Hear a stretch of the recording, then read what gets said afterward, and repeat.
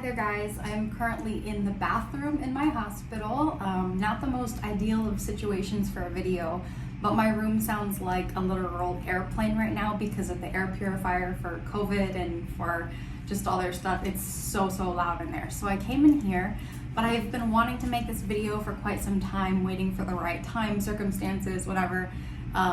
I got lots of time on my hands right now. So I am going to make an informational video for you guys on adrenal insufficiency. There's 3 different types. I'm gonna try to make it really simple because it can get really complicated, but I have some notes, so bear with me as I look at them and kind of just talk through everything. But wanted to do this because it is such a rare disease. It affects like 1 out of, what is it? It says it on here, I wrote it down. 1 in 100,000 people. And it could affect more than that, but it's a very underdiagnosed disease. I'm sure a lot of people actually deal with different degrees of it, different levels of it. You've heard of something called adrenal fatigue. Very different, but I personally believe that it can be the start to adrenal insufficiency. That's my personal belief. Now, I'm not a doctor, I'm not a medical professional. One day, Lord willing, definitely a passion of mine, and I'm continuing my education. But as of right now, I'm not giving medical advice or anything like that. I'm just sharing with you what I know about adrenal insufficiency, which is very limited, but give you a little idea of what it is. So get started real quick. There's 3 different types. There's primary, secondary, and tertiary. They all have similarities as far as the symptoms and the treatment, but they do come from different places. So with primary, your adrenal glands themselves are actually damaged. This can happen from lots of different things. With secondary, which is what is believed that I have, not entirely sure, but it usually comes from something else. It's secondary, so long-term chronic illness, stress, high steroid use, things like that. And what happens is the pituitary gland up here is not signaling to the adrenal glands and telling it to make all the necessary hormones. So it's not just cortisol, although cortisol is like the big one. There are lots of different hormones that are involved. So it's a huge process.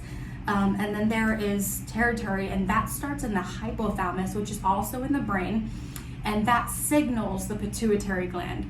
So they're all very similar on how they affect your body and, like I said, how they work, but there are 3 different types, just so you know.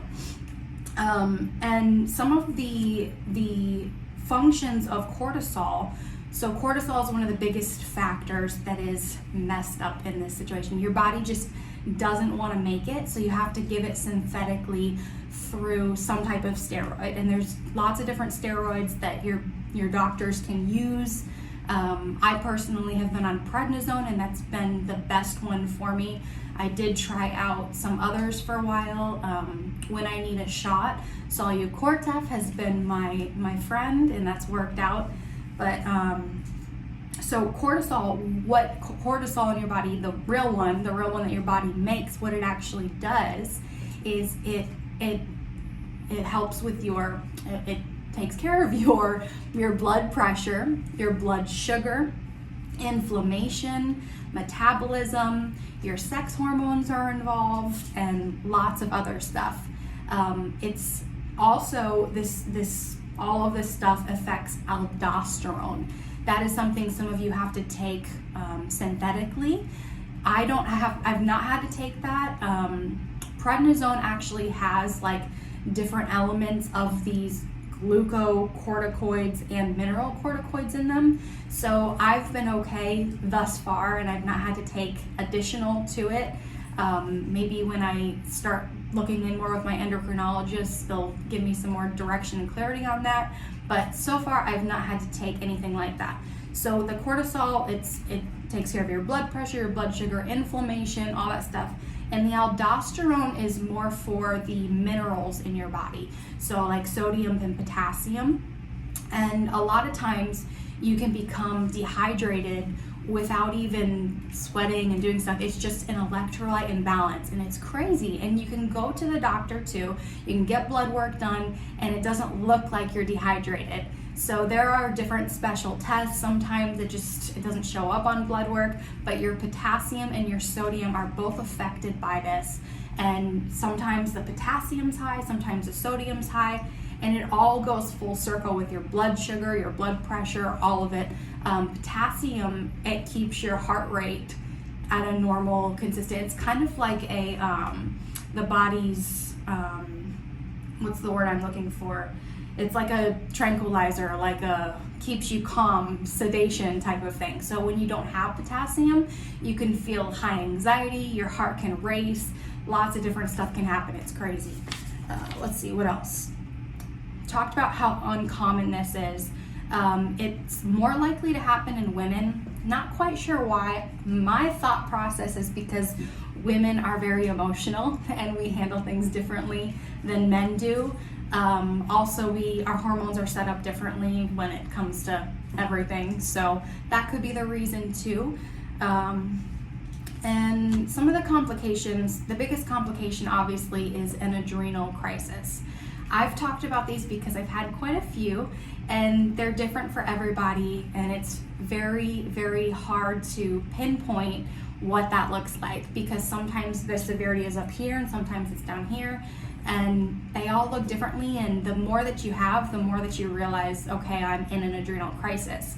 Sometimes you're able to stop it before you need the shot, and sometimes you need that shot. So the remedy is a Solu-Cortef or whatever type of shot they give you, usually 100 milligrams. And it's done intramuscular because it makes it into your body the quickest that way. So you also usually want to follow up with IV fluids because you're now at an electrolyte imbalance because of all the shock and everything that goes on in your body. And a lot of people also, their blood sugar levels drop. So you're gonna have to get those blood sugar levels up.